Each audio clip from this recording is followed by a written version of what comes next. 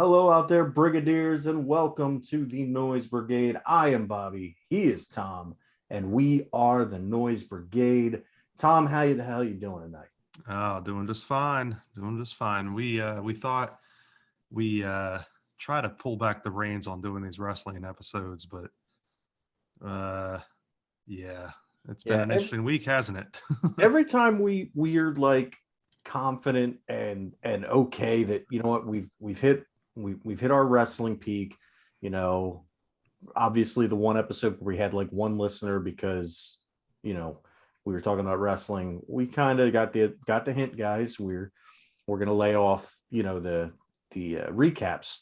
But when stuff like this happens, when stuff like this past, I mean, honestly, the past 2 to 3 weeks, but really this past weekend with AEW All Out, when this kind of news hits, we absolutely have to cover it.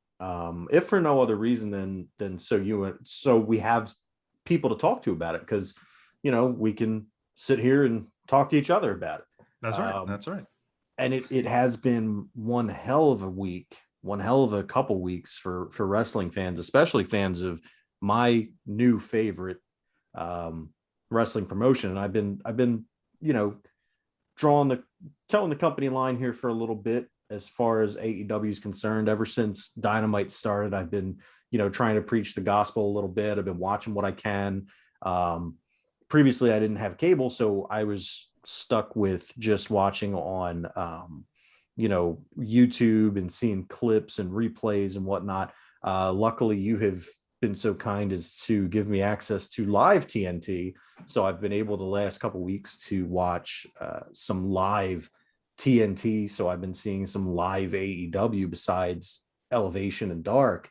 Um, man, man, talk about making.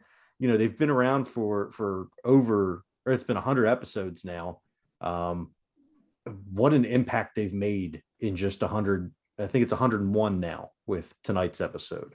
Yeah. I didn't watch. We won't have to talk about why, but I haven't seen it yet. I'll go back and check it out. But the I think the fact that you had this nice over the last couple of years, this nice slow build, basically.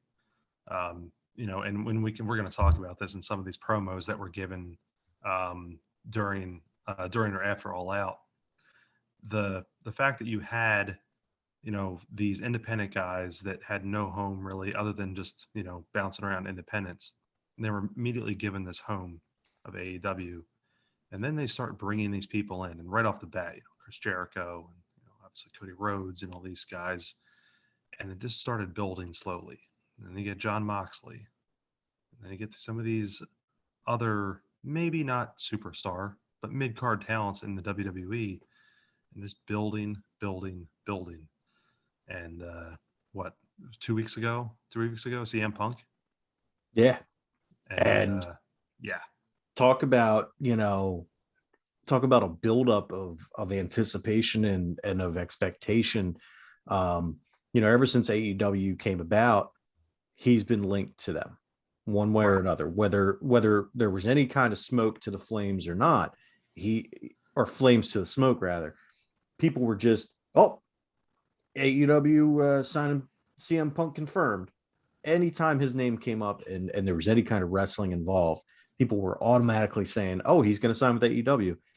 And I mean, I don't want to say it seemed inevitable, but there were definitely times when it looked like, oh wait, maybe he's not. Like there was a time, I think it was last summer, where he had come out and they were doing something in Chicago, and Cody Rhodes had mentioned him or something. Like, I guess somebody asked Cody a question about CM Punk and whether or not he was joining All Elite Wrestling, and he kind of hemmed and hawed a little bit, and then Punk came out and said, well, no, nobody's offered me anything, nobody said anything to me, Cody Rhodes is lying, blah blah blah. And it really looked like it was far apart at that point. And then that's also right around the time when he got hired by Fox Sports Net to be on their SmackDown coverage, right, talking smack. And So that was interesting in and of the fact that this is CM Punk working, talking about a WWE product, but not actually hired by WWE.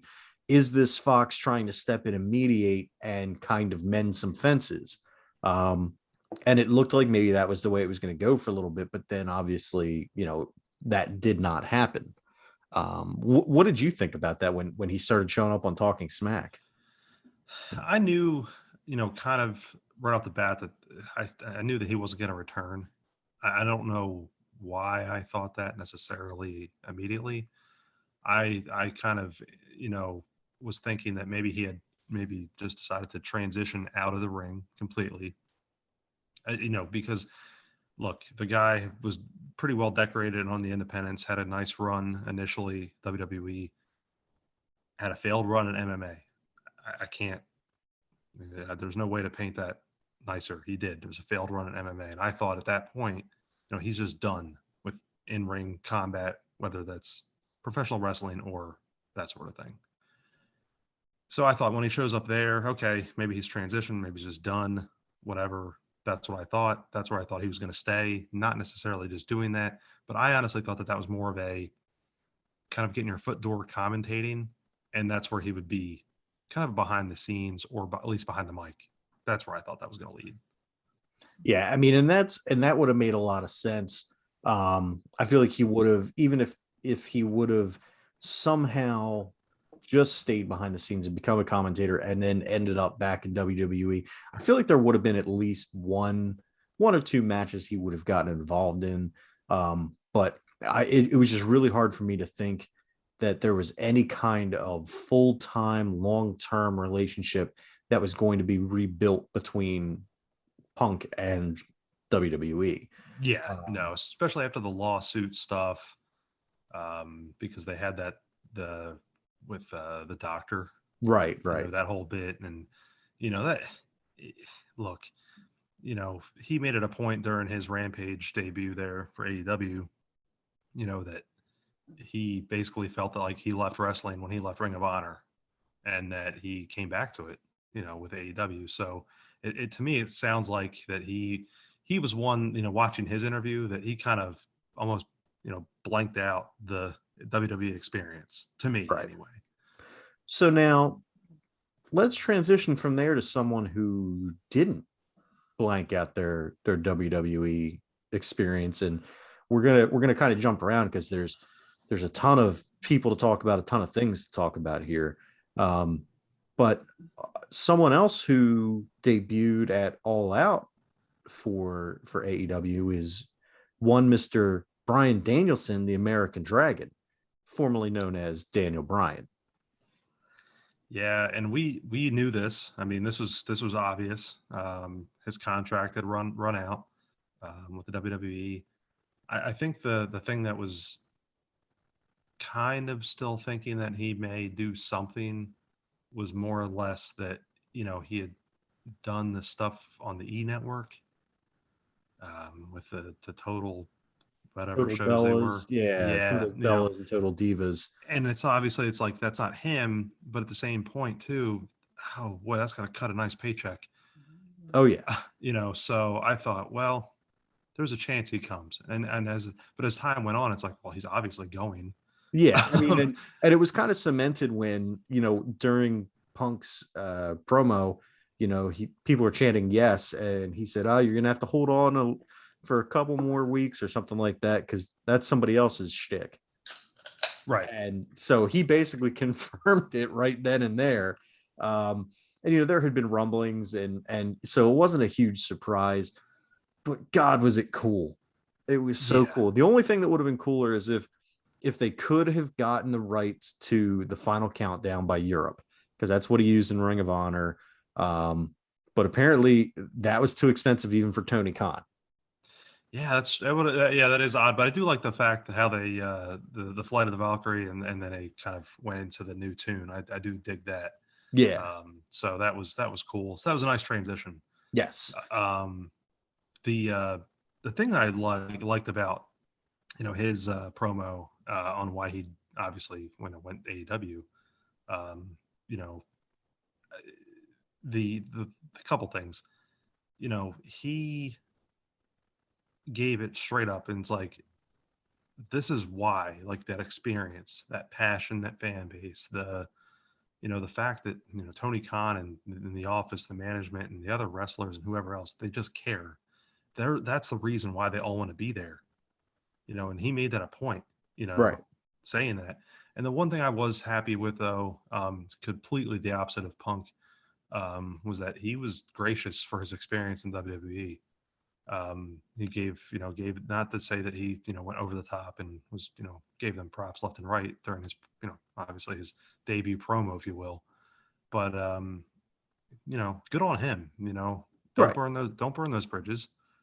Well, it's You a little know, different for him too, because whereas CM Punk was served his severance papers on his wedding day, um, right? Brian Danielson rather, and I'm going to screw that up. We talked about that last night when we were just chatting, but we're going to keep screwing that up. But Brian Danielson, his wife still works for WWE, and he still has a good working relationship with Vince, and he even mentioned Vince by name and said that that Vince is very protective of him and is worried about him doing a lot of the stuff that he plans on doing in AEW.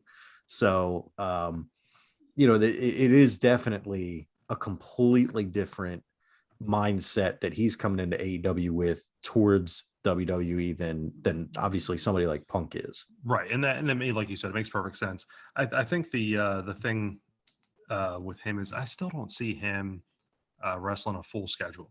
And the good thing is AEW is still kind of a less than schedule wise than WWE. At least, obviously, when the WWE was in its prime with running all these house shows and, pre-COVID days, obviously, where they were 8 nights a week type deal. um, Right, right. you know, he he won't have that. So I have a strong feeling that he won't be as broken down. I think he still does all the big pay-per-views. I think he does quite a bit of work on Dynamite, and maybe show up on the occasional Rampage or something. But I think he'll be protected, just in the sense of the workload still won't be as heavy as it might have been in a real, true, full WWE, run. Right. And that's what's cool too with AEW is if you look, yeah, they have Dark, they have Elevation, they have Rampage, and they have Dynamite. Dynamite's 2 hours, right? So that's your SmackDown. And then they have three other shows that make up the other 3 hours of programming. So whereas WWE has a 3 hour Raw, so you got to cram all that work in the one night, and then you've got house shows every other night of the week plus SmackDown. In AEW, 4 nights of the week you can already account for, and they don't run house shows like WWE does.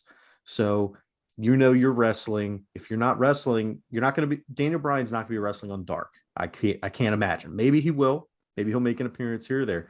But Dark and Elevation are more about the young talent and people who, giving people from the indies a shot. Um, so I can't really see him doing too much on Dark and Elevation. So Right. that's 2 days of the week you can count out. And then with Rampage being an hour, I can't see him being on every single episode of Rampage. So what's that leave? That leaves 2 hours that he's going to be on TV. And then whenever they have pay-per-views, which Yep. they're not on the monthly pay-per-view schedule like WWE. So it is going to be a much less rigorous schedule. And I think that that will end up adding longevity to his career. And I Yeah. think that's Yeah. great. Yep. And I'm not, who's to say, Rampage may turn into a 2 hour show, and they may move Dynamite around. We'll kind of, him and Hall talk about that later. But, that to me, like right off the bat, just obviously just, using basic logic. I mean, he's going to be, less of a, less of a stress on him. But who's to say, it only takes one move. He experienced that. People like Edge experienced that, where, yeah, you had things broken down over time. But man, one wrong move that can, derail you. So, But Right. I think he'll be protected more based off schedule. So, Yeah. the one thing I really did like too during his promo was I just love, obviously knowing come from him. I love the props toward the indie guys.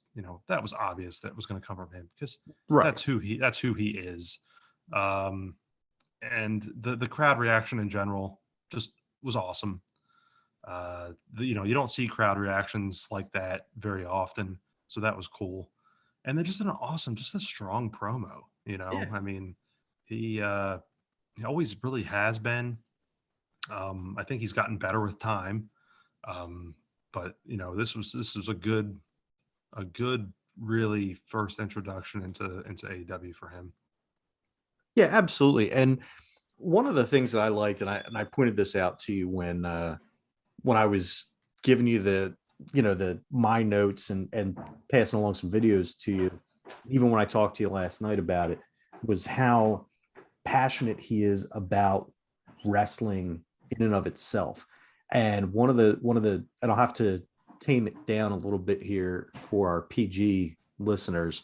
Um, he's in a media scrum with Tony Khan, like all the wrestlers do when they come to AEW and they make their debuts and stuff. Um, and he made the comment, if you show excellent professional wrestling to anyone, they'll enjoy it because excellent professional wrestling is blanking awesome. And Yeah, that in a nutshell shows the kind of person he is and how invested and how in love he is with what he does. And I love that is what he's bringing to this company and to these young guys and young ladies who are working there. And that's what they're going to be seeing from one of the top guys in the industry, is that even after all these years, he still has that love for the industry. He still has that love for the business, and that he's there to like he said, he's there to share, but he's also there to kick their heads in. yeah, And I'm paraphrasing because again, I'm trying to keep it PG. yeah. Keep it clean. So let's rewind a little bit though. Before he comes out, we had a really nice swerve in the beginning, right after the Kenny Omega and Christian Cage match, which was for the AEW World Title. And you know, kind of watching through that, and it's really obvious that the crowd is thinking Bryan Danielson there because that's what everyone's expecting. Yeah. But then guess who comes out? Adam Cole, baby. So yeah, loved it. Loved it. I actually loved the shirt, man. That was awesome. Yes. I just thought that was perfect for him. But the whole thing, knowing the Bullet Club, the Elite history, whatever. I mean, come on, like he was actually not going to side with them. Well, the very subtle thing, and I don't know if you noticed this, and I didn't notice it when I first watched it, but I watched it again after I had read an article, and they said when he came out, he telegraphed everything right away, and it was one little thing. And I want to see if you noticed this when you watched it. Did you notice he was wearing Jordans? I did see that. Yeah, I did see that, but I'll be honest, I don't know the connection. So what was the connection there? So the connection is that all through being the Elite, so Mm-hmm. the web series that Omega and the Bucks do, they're always looking for buying and wearing Jordans. Right. So that's like their trademark, is that everybody in the Elite is always wearing Jordans. Yeah, that makes perfect sense. And I knew it just based off of looking at you know, faction connections back, that have gone on for years now.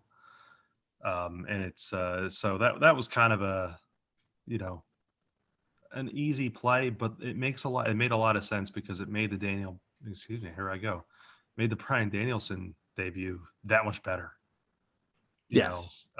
because it's like if this were the WWE, they would have cut the show right there. They wouldn't have had Bryan's debut there. Right. That's just how they are. Right. That setup shuts a perfect hot entrance You had a great swerve. You know, everyone's expecting the Brian Danielson there, and then Adam Cole comes out, which everyone is, you know, obviously psyched for. I mean, that it was pretty. I think that's the other thing too. It was pretty obvious that he was going to show up at some point. Just, you know, obviously based, you know, with Britt and all that. But the thing that was really cool was that it just gave that much more power to the Brian debut. To me, that's how Right. I felt about it. No, I agree. I agree. I think they've really hit it out of the park with this whole pay-per-view and the debuts and even the stuff that they couldn't hide. Like, I mean, we all pretty much knew that, um, and not to jump too far ahead, but in the women's casino battle royal, that Ruby Soho, the former Ruby Riot, would be showing up. Yes, no, and actually, it was funny. Of all three debuts, hers was the first one that I watched, and just hearing Ruby Soho as her entrance was amazing because I can still remember the day when I got, you know, the "And Out Come the Wolves" album. Um, so it's so cool to like really, you know, see these people that were underutilized, um, you know, uh, maybe not necessarily. I'm trying to think of a good way to a good way to phrase this. Um, being, you know, basically shed in a new light and given that like real chance to really shine. That's going to be her. Yes. Yes. Dude, I totally agree. And the thing is, you can look back across what AEW has done for the past, we'll say the last year, okay? And you look at, we'll start with a guy like the former Rusev, Miro. And Miro got off to a rough start in AEW. Um, no ifs, ands, or buts about that. But he has really found his groove now, and they're using him correctly, and he's doing fantastic. When you look at a guy like look back further, look at the swerve when Matt Hardy debuted, and everybody was saying, "Oh, Matt Hardy, he's going to be able to be the exalted one for the Dark Order," and they didn't use him as that. They brought him in as kind of broken Matt, but it was a little weird, and they used him, and now he's in a different direction, and he's doing really well. But then they swerved us, and they brought in Brody Lee, or I'm sorry, they brought in Luke Harper as Brody Lee, as Mr. Brody Lee, as the exalted one. And this was a guy that had just been bounced around, moved around, not really used correctly by WWE. All of a sudden, he comes in there and he is a legitimate, scary badass. And they used him the right way. God rest his soul. I wish he would have gotten to kind of show everybody what he could truly do in the long run. I wish he Yeah. would have gotten more time, you know, for our selfish reasons of wanting to see him. Obviously, you know, you want the guy to be able to continue with his family and to raise his young son and to be there for his wife and the rest of his family and everything.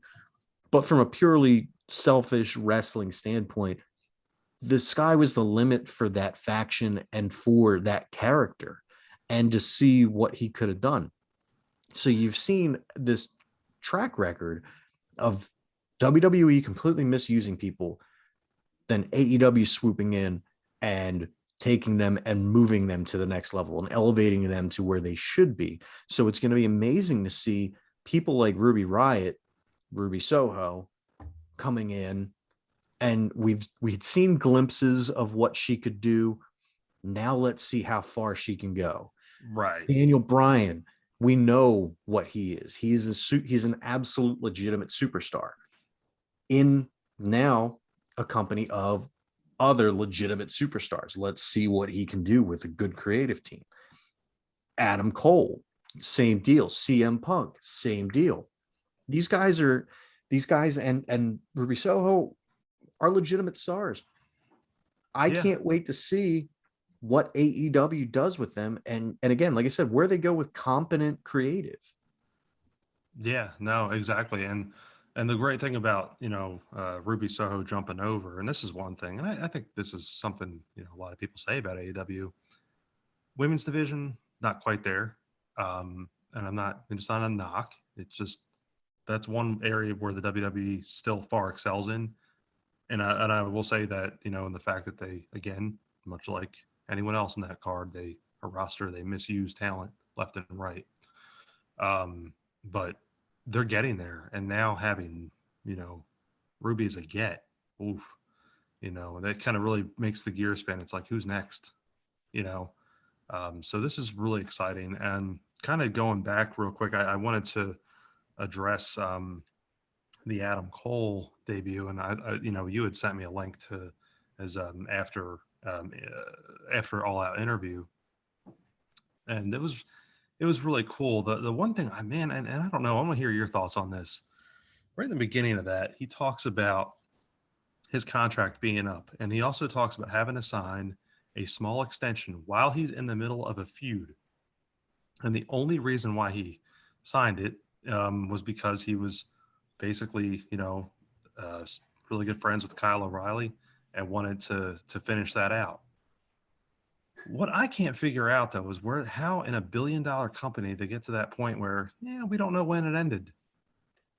Dude, Eh, this just speaks more to the complete and utter just S show that, at least in my eyes, WWE has become.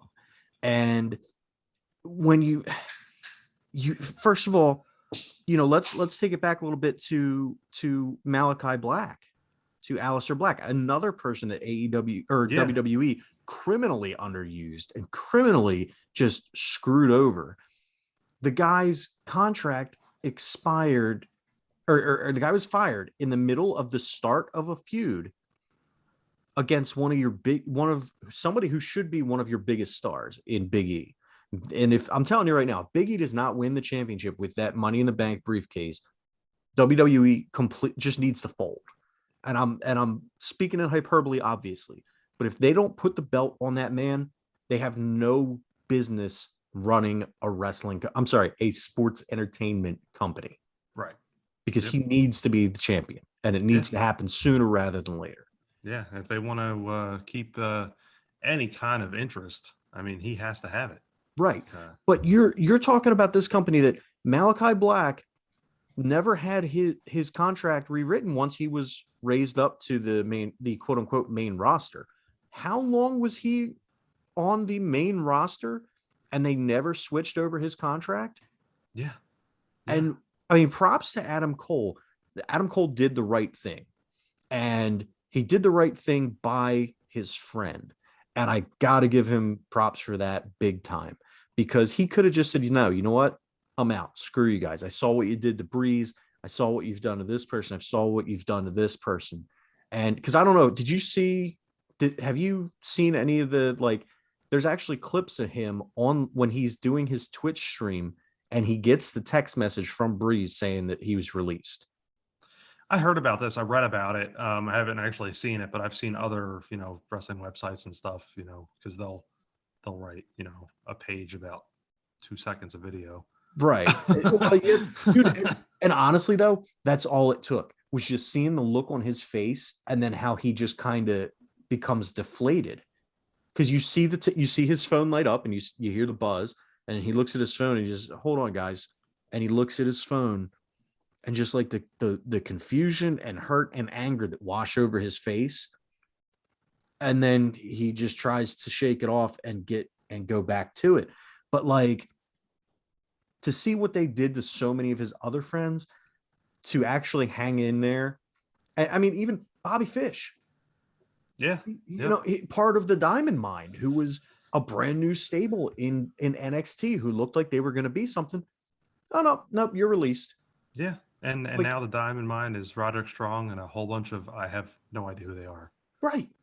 You know. So kudos to Adam Cole for sticking it out, to doing the quote unquote right thing, um, and hanging in there and doing the job for his friend, because Right. that was the right thing to do, and I applaud him for that, and I'm glad he did that.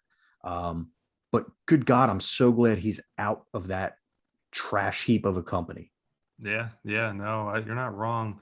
And I will say the one thing that really kind of made me kind of smile too was just watching the interview, the after All Out interview there, and Tony Khan sitting next to him, and for especially in the beginning part of the interview, but for most of it, Tony, you can tell, and this is something that you can see almost any time he's with any of the wrestlers or he's just speaking about his company or whatever. He always has that like infectious, everlasting smile. It's always a mile wide, but then his fandom just resonates, which you obviously don't get that with Vince. Right. Vince is all business, and you don't ever get that. I'm not saying that he's not a fan, obviously. I'm just saying that like completely different. Yeah, dude. And that was something, the first time I ever really watched one of his media scrums after a pay-per-view or anything was obviously after Punk on Rampage. And dude, you could see it. Like every interview he does, his fandom comes through and his joy and his love of wrestling comes through. But it just seemed, you know, just watching him in that interview with Punk was just amazing. And it was cool because he knew some of the people who were like asking the questions and stuff. Like he would recognize the name. He's like, hey, oh, and then like at one point they were doing everything over Zoom, and at one point one of the reporters was having technical difficulties, and Punk was joking around and going like, "Oh, come on, man, you're supposed to be professional, and you're having these." And Tony was like, "Oh no, he's a really good guy. He's really good at his job." Like, and just he just seems like such a genuinely good dude, and such a genuinely, someone who's genuinely in love with the product. Again, just like Brian, um, you see what he is trying to pour into wrestling, Right. and you see Basic, what he gets out of it is the joy. So, and of basically course with money. Tony Khan, there's no chance they do a Dark Side of the Ring on him. I hope not, because I really really want to believe that there's still good people in the wrestling business and in the world. And I swear to God, if there's a dark side of the ring about Tony Khan, and it turns out he's like freaking human trafficking or something, like I'm gonna lose my mind. Yeah, no. All right. So we've kind of done our due diligence here with the debuts and All Out. But let's move forward. Let's kind of, you know, crystal ball in front of you. Who else makes the jump? And I may have left some names off. You may be thinking of other people too, but I put down a couple names that obviously you and I have talked about already. Yeah. So look at your list. You've got Owens, you've got Zayn, you've got Bray Wyatt, you've got Pete Dunne. And the Owens one is the one that's been telegraphed the most, and it was telegraphed by him. Yep. Um, I had seen an article about this post. I didn't see the post itself. I saw a screenshot in the article where he put the coordinates to Mount Rushmore, which, as you've noted here, was a faction in Ring of Honor where he, Adam Cole, and the Young Bucks were part of it, and they call themselves Mount Rushmore.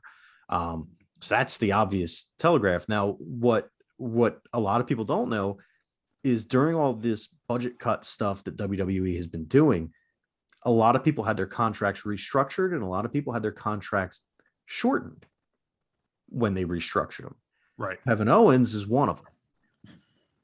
And good God, I can think of very few people who I would like to see unleashed on AEW more than Kevin Steen. Yes. No. 100%. And I was, I knew of his work prior to the NXT stuff, but eh, watching Ring of Honor or those sorts of things is always been a weird thing because it was on an odd channel or you had to watch a YouTube clip or something. It was never something that could just pop down like, oh, 9 o'clock Monday nights, here you go. Right. Um, but when he hit NXT, and I'll never forget, his debut, it was instantly hooked. and it automatically became one of my favorites. And even with, him again not being used correctly, but still being a upper tier player to a point, um, you know, he's I think he's just biding his time right now. Yeah, That's it with him now. I believe his runs out what, early 22. I want to say January. Yeah. I believe um, Sami Zayn runs out in next month, maybe. That I'm not sure about, I but think it's earlier. And it the only should be reason, earlier based. I mean, if we go just based on when they debuted in NXT, which obviously you can't go on that, but we yeah, did that. I know Sammy was in NXT before. yeah, right. But again, who knows with contracts and all that. I believe he's earlier. I could be wrong. However, I noted here that surely he would have to show up too, and he would either follow or he might even be there beforehand. Um, those two, I think. I'm not a betting person, but yeah, I would say that those two are almost locks at this point within, in 22 at some point. Right. I would say so too. I mean, and looking at it, there's just let's go through the roster. I mean, we can go through the WWE roster and look at people who are being underutilized or just not used right, just not used to their potential. And so Owens and Zayn stick out at the top, like we said. Um, you know, there's so many people. It's terrible. It's absolutely terrible. Bray Wyatt was released. Bray Wyatt, there's been talk of whether or not his character fits, whether the Fiend fits in the more realism grounded AEW roster. I don't think he has to utilize that character. I think he goes more back to the Wyatt family stuff. Right. That's all he needs to be. I mean, I'm not saying that that was a realistic character, but at least that was a person. And here's where, and maybe AEW is telegraphing that right now, because think about it. Well, I mean, I don't know how much you've watched recently.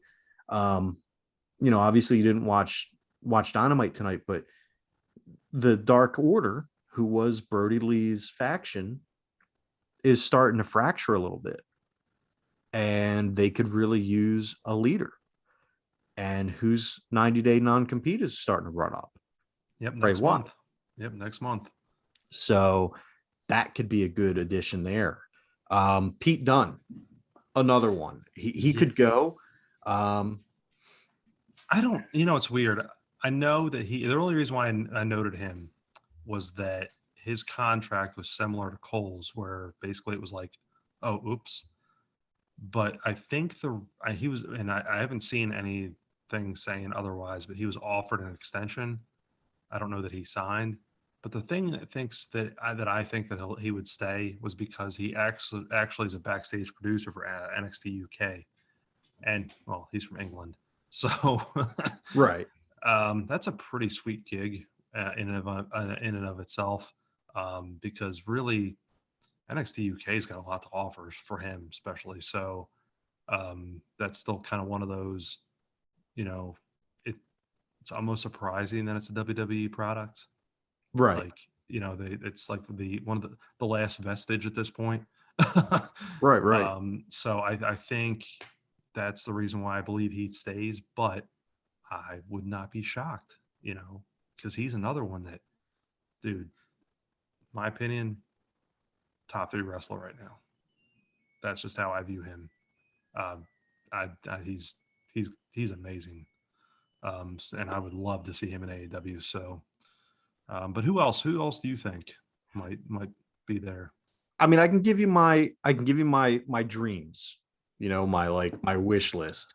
Um, Based on comments that have been made about NXT, I would love to see the Garganos over there. Mm-hmm. Mm-hmm. I think Johnny Gargano and I think Candice LeRae, once if she comes back to wrestling after she's had her kid, maybe she'll decide she doesn't want to. I think she will. But I think they would do fantastic, and I think that they would be better utilized. I think Keith Lee, let's Oh, get him yes. over there because they're killing him, man. You Oh, know, yeah. Yep. let's get He's ridiculous. Keith Lee over. Let's get I'm running through the roster right now on my iPad while we do this. Let's get Samoa. I don't think Samoa Joe will. I think Samoa Joe's staying in NXT, you know, until whenever. But let's get a guy, Cesaro, Mm-hmm. somebody who's just absolutely not being used right. He's, he gets what, two freaking two matches on, in the main event, and that's it. No, Cesaro should be a top of the card player, and it should be a constant top of the card. He shouldn't have to worry about every 2 years. Oh, I might get a shot at a title. Um, Tommaso Ciampa, Yeah. let's Yeah. get him over. He was one that was top of my list. I would, because to me, he's one that you could throw him in the mix right at the top of the card immediately. And because he's such a good on the mic, and just his character is amazing. Right. And he gets it. I mean, before they ruined him, I would have liked to have seen Heavy Machinery over there. I think I mean, and maybe I'm just that idiot that really likes Heavy Machinery, but I thought they were a good tag team. I thought Tucker and Otis were good, and I thought they could have been a good tag team, monster tag team in WWE. But WWE didn't see it that way because they don't believe in tag team wrestling unless you're the Usos or the New Day. And don't get me wrong, I love the New Day, and I would love to actually. It'll never happen, but I'd love to see the New Day in AEW. Yeah, actually, I checked that out because I was curious. They're all under through like 24, so they're in it for the long haul. But like, all right, so another one, and this one is it's somebody that will never go because I feel like he's towards the end of his American wrestling career. I think that this is his last American stop, and then he'll probably go back to Japan. But Shinsuke Nakamura, I would Yeah. love to see him over there and get used correctly. Finn Balor, I would love to see Finn Balor over there. I think he does at some point, just based on obviously, look at his past history with all those guys. Yeah, He would be one that almost definitely. and I really hope that happens because I feel like that would be fantastic. And when I say New Day, obviously I'm talking all three of them, but especially Big E. Um, and then just going a little bit further with it, looking at somebody, like Asuka. How good would Asuka be in a real women's division? She Because would be at the top of AEW's, in my I opinion. and I'm at the opposite end of the spectrum with you. I think I really enjoy AEW's women's roster and what they're doing in their division. WWE, I enjoy the wrestlers that they have, but I just hate the direction that they're taking those stuff. Yeah, no, I agree. I agree with you there. I think my thing is I got so accustomed to, and granted, I really haven't religiously watched the product either in quite some time. So, but the women's matches on NXT were second to none. Particularly whenever Bailey and Sasha were in NXT. Right. It's to me still some of my top 5 matches of the last 10 years. No, absolutely. So that's the kind of caliber talent that I think, and I think only because of maybe known by name as well, that AEW might need to just kind of catapult that to the next level, in my opinion.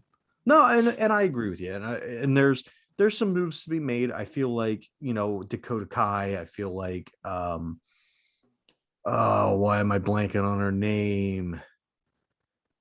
Tegan Knox. I Mm-hmm. feel like Tegan Knox would be an outstanding addition to the women's roster in AEW. Shotzi. Shotzi Blackheart, another one. Dude, if we could just there's so many. That's the other problem is that WWE has all this great talent, and you hate to say, oh, let's move this person, this person, this person, this person. Well, then what are you doing to the people that are already there? There's Right. only so much Exactly. showtime to go around. Exactly. But Uh, even Dolph Ziggler, how cool would it be to see Dolph Ziggler? And he'll never go. no, I don't think no. he'll ever go. He's a WWE lifer. No Kind matter of how like much they the screw him. kind of like the Miz. He's another one. Yeah, the Miz will never go, and that's fine. I like the Miz where he's at, and I don't want that to be taken as a slight on the Miz because I really do enjoy the Miz, but I feel like they've already got their Miz and MJF.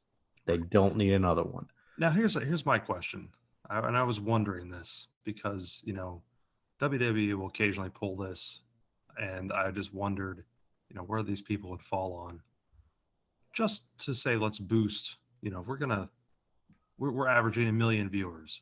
We want to boost it 500,000.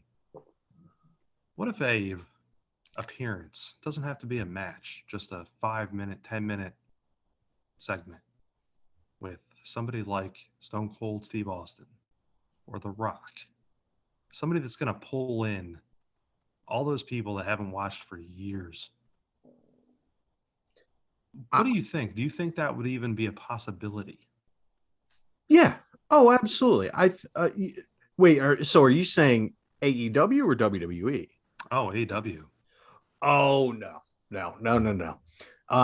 So here's my thoughts on that process because I've thought about that too. Like, how awesome would it be, especially when I think AEW was like an official sponsor for something that The Rock was doing, or vice versa. Um, dude, no, there's no way because Stone Cold has the Stone Cold podcast or Mm-hmm. Burke and Skull sessions or whatever you call it that he does on the network or on Peacock associated with the network and stuff like that. Um, he's got his Legends contract. There's no way that he will do that. The Rock, even as Teflon as The Rock is, and as I don't think The Rock could do anything that would make him not welcome in WWE, but I really feel like it would be a major push to say that he could go to AEW and do a promo for them and still be welcome back in WWE with welcome arms, with open Yeah, arms. yeah. That I think that's what I was thinking. More so him than Stone Cold because I knew the podcast stuff. Yeah. But the But yeah, then I think that's the interesting thing. And I'm not saying him necessarily, but just I think that would be one of those next level type things. that would Um, be a definitely, Vince can say all he wants that AEW is not their competition and that it's, they don't have competition and this and that. But that would be a shot directly across the bow. And right. I don't think he would deal with it well. I don't think he would be, obviously, he would not be very happy. And at this point, not only do I not think it's likely because of just how tied together The Rock and WWE are, um, but I know, well, I don't want to say I know, but if you've looked at the dirt sheets as we are wont to do, um, I'm sure you've seen all the stuff about how they're going to bring The Rock back for WrestleMania. Right. I have with the program with Reigns. Right. And I'm just I'm spitballing here. I just a down the road thing. And the reason why I say that is because and I made a comment here. Obviously, people like the Undertaker aren't going anywhere, Right. because I read that he was under contract through 2034. So yeah. Yeah. But and I say that because this is where I was going with it. I found, and this gentleman's name is Brandon Thurston on Twitter, but he has been plotting all of the viewership ratings for Dynamite, Impact, NXT, Raw, and SmackDown all year, and obviously with the recent addition of Rampage. And it was really interesting to me to look at the kind of the slope up of Dynamite and to kind of see, well, if let's say they move Dynamite to Monday, we really reignite the Monday Night Wars. I don't think they beat them now, you know, but moving ahead, and let's say we go into 2022 and we're out of our Rock program on WrestleMania and there's no contract there, there's no nothing, or maybe there's something with, somebody else that but huge. I don't know how many people fit his category, but but and just to bring one person in just to give that extra boost, I could see the ratings flipping as early as mid next year. I mean, I think the only, and I don't even know if he would do it. The only person I could see, and he's obviously not that caliber. Not that I don't love him, and not that I don't think that he's one of the most, um, one of the most well respected and influential wrestlers of the period. But Mick Foley, I think, might do a. Mm-hmm. He might show up on a show. Obviously, he's not wrestling, but I could see Mick Foley maybe doing it. But I just can't see. You're not going to get, like we said, you're not going to get Stone Cold. You're probably not going to get The Rock. I'd say 99.9% not going to get The Rock. Um, Hogan, I think, is a poison pill at this point for Yeah, any I don't think he's side. showing up anywhere. Yeah, I think only WWE is willing to use him because that's they're tied together whether they like it or not. Um, Macho Man's gone, obviously. So Yeah, it's really limited. I just think it's an interesting thing to consider. Like, and I only say this because you look at popularity and you do look at the ratings, and obviously WWE is such a stalwart household name for generations now, that even with them putting out bad content, viewership is still doubling, you know, um, which is it is what it is. I'm not going to get into the networks and all that. But the cool thing is, it's like now we actually have legitimate competition in the wings. right, I'm not going to say head to head right now. I mean, you see it as I see it. Looking at the graph, right. but it's moving up, It and is. that's exactly where I think WCW was in 1995. Nitro launches, Lex Luger shows up, and we're off to the races. And I think when CM Punk shows up on Rampage was the Lex Luger showing up at Mall of America moment for them. That's the best way I can frame it. Yeah, absolutely. And I think that, it's going to, I think the shift has started. Um, the revolution has begun. It is well underway. And I think that in the next year, the tides are going to shift even further.